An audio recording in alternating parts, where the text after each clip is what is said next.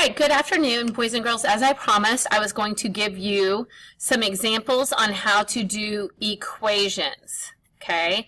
And more specifically, this is one-step equations, okay?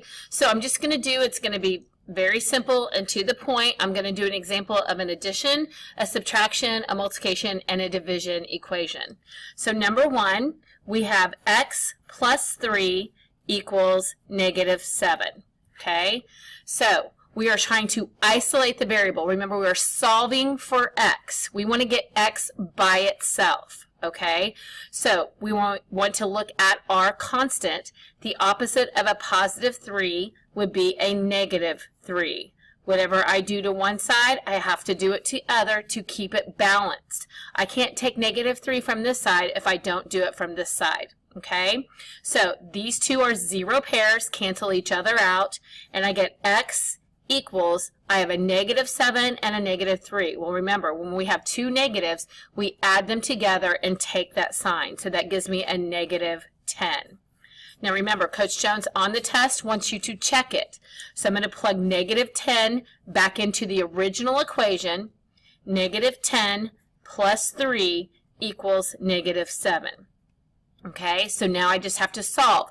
-10, this is a negative plus a positive. Remember, a negative plus a positive are opposite, so we have to subtract and take the sign of the one with the greatest absolute value. So 10 minus 3 is 7. The one with the greatest absolute value is -10, so your answer is going to be -7 equals -7. And that's how you check to see if your answer is correct. Okay, number 2 is a subtraction one. So this one was your addition example. Now I'm going to do your subtraction example. X minus 12 equals 4. Now remember, subtraction is the same as being a negative. This is a term. X is your term, 1x. Remember, that's not just x, it's your coefficient is 1. And -12 is a term. So once again, negative means the same as subtracting. You're going that direction on the number line. So the opposite of a -12 is a +12. Or if you want to think of this as subtraction, the inverse operation of subtraction is addition. Okay? Whatever I do to one side, I do to the other side. So x equals, these two are zero pairs, they cancel each other out, equals 16. Now once again, I'm going to check it and plug it back in. 16 minus 12 equals 4. So 16 minus 12, it is 4. So 4 equals 4. So our answer checks out. Once again, on the test, I will be looking for you to check it. Okay, if you do not, it will be half points off. All right, number 3, 9a equals 36. So my coefficient is 9. 9 times something is going to give me 36. Well, the inverse operation of multiplication is division, okay? So the opposite of that, of 9 over 1, or the reciprocal, is 1 over 9. So I'm going to divide both sides by 9 because I want to isolate the variable. I want to get a by itself. Okay, so I'm going to divide by 9. Whatever I do to one side, I do to the other. So a equals 36 divided by 9 is 4.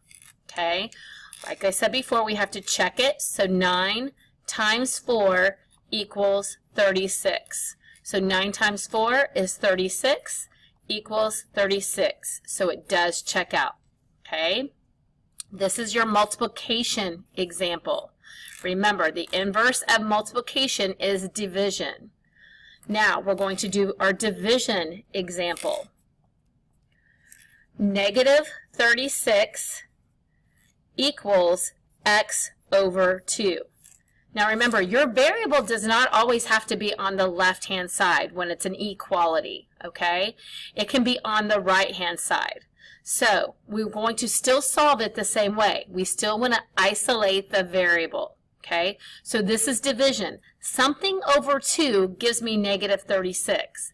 So I know that this x here has to be bigger than 36 because when I cut it in half, it has to give me negative 36. I also know that it's going to have to be negative. The answer is going to have to be negative as well because a negative divided by a positive gives me a negative. So these are some of the things you need to think about before you even start solving it. That way you're checking, you're using your number sense, you're checking to see if your answer is reasonable. Okay, so now remember, this is also the same as 1/2 x. So the reciprocal of 1/2 is 2/1. So times 2/1. And that's how we isolate the variable to make it 1/1 to make this 1x. So I'm going to multiply by 2/1. Well, 2 divided by 2 is 1. 2 divided by 2 is 1, and that's what allows me to isolate that variable. But whatever I do to one side, I have to keep it balanced. I have to do to the other. So times 2. Now, I don't have to put that over 1 because we're multiplying whole numbers together. All right? So 2 times 6 is 12. Regroup. 2 times 3 is 6 plus 1 is 7. Now, a positive times a negative, remember, is a negative 72. So negative 72 equals x. Okay? Now I'm going to plug it back in to make sure what I'm doing is correct. So negative 36 equals negative 72 over 2. Okay? Well, I'm going to do my short division here. Okay? 2 into 7. We know that this is a negative divided by a positive, so my answer has to be negative.